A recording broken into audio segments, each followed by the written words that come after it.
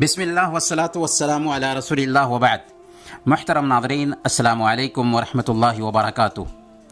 Corona virus جس کی وجہ سے آج پوری دنیا پریشان ہے، بحیثیت مسلمان ہمیں غور کرنا ہے، ہمیں سوچنا ہے کہ یہ کرونا وائرس جو آج پوری دنیا میں پایا جا رہا ہے، یہ اصل میں اللہ رب العالمین کی طرف سے یا تو آزمائش ہے یا تو آفت ہے۔ اللہ رب العالمین نے اسے پیدا کیا ہے۔ دنیا کی کوئی بھی چیز چاہے بڑی ہو یا چھوٹی ہو، اللہ کی اجازت کے بغیر وجود میں نہیں آ سکتی۔ اللہ خالق کل شیء، اللہ تعالیٰ ہی ہر چیز کا خالق ہے۔ کسی چیز میں حرکت پیدا ہوتی ہے تو اللہ کے حکم سے ہوتی ہے، اور کسی چیز میں سکون پیدا ہوتا ہے تو اللہ کے حکم سے ہوتا ہے۔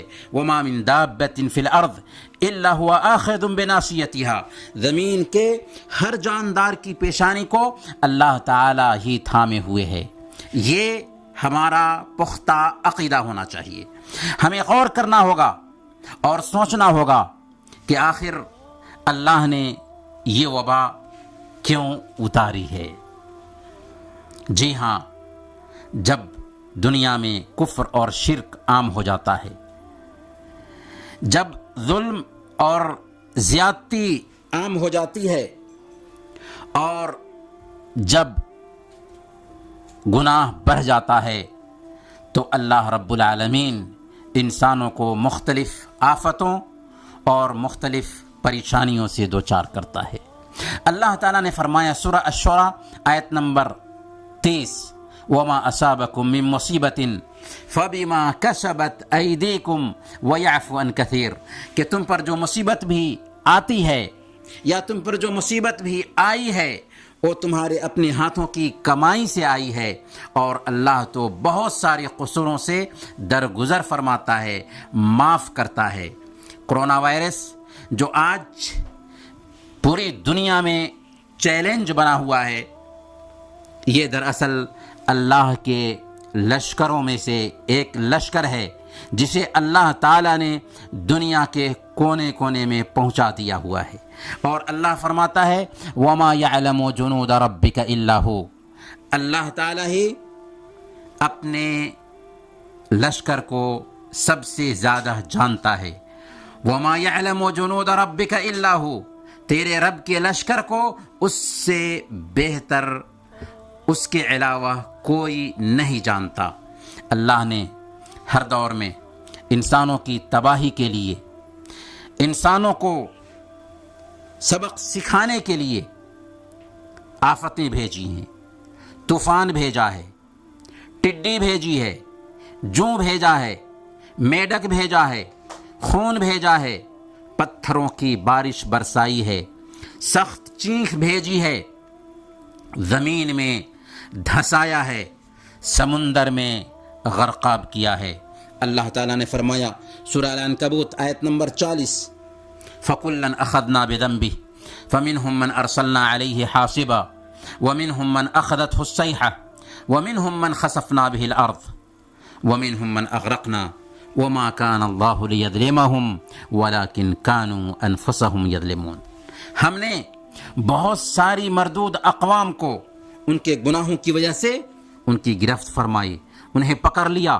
کسی کو ہم نے آسمانوں سے پتھر کی بارش کے ذریعہ آزمایا، یعنی کسی کو ہم نے آسمانوں سے پتھر برسا کر کے عذاب سے دوچار کیا، کسی کو زمین میں دھسا دیا، اور کسی کو ہم نے سمندر میں غرقاب کر دیا۔ وَمَا كَانَ اللَّهُ لِيَظْلِمَهُمْ وَلَكِنْ كَانُوا أَنفُسَهُمْ يَظْلِمُونَ، اللہ تعالیٰ نے ان کے اوپر ظلم نہیں کیا بلکہ وہ خود اپنے آپ پہ ظلم کرنے والے تھے۔ یہ وبا تب دور ہوگا جب ہم اپنے رب کی طرف پلٹیں گے، سچی توبہ کریں گے، اللہ سے گر گرائیں گے، اللہ سے لو لگائیں گے۔ اللہ نے اپنے کلام میں اپنا نظام بھی بتا دیا، وَلَقَدْ أَرْسَلْنَا إِلَىٰ أُمَمٍ مِّن قَبْلِكَ وَلَقَدْ أَرْسَلْنَا إِلَىٰ أُمَمٍ مِّن قَبْلِكَ فَأَخَذْنَاهُمْ بِالْبَأْسَاءِ وَالضَّرَّاءِ لَعَلَّهُمْ يَتَضَرَّعُونَ کہ ہم نے تم سے پہلی قوموں کی طرف بہت سارے رسولوں کو بھیجا، اور انہوں نے جب رسولوں کی نافرمانی کی تو ہم نے ان کو مصائب اور آلام سے دوچار کیا۔ کیوں؟ کس لیے؟ لعلہم یتضرعون، تاکہ وہ اللہ کے سامنے جھک جائیں، تاکہ وہ توبہ کریں، تاکہ وہ اپنی غلطی پہ نادم ہوں۔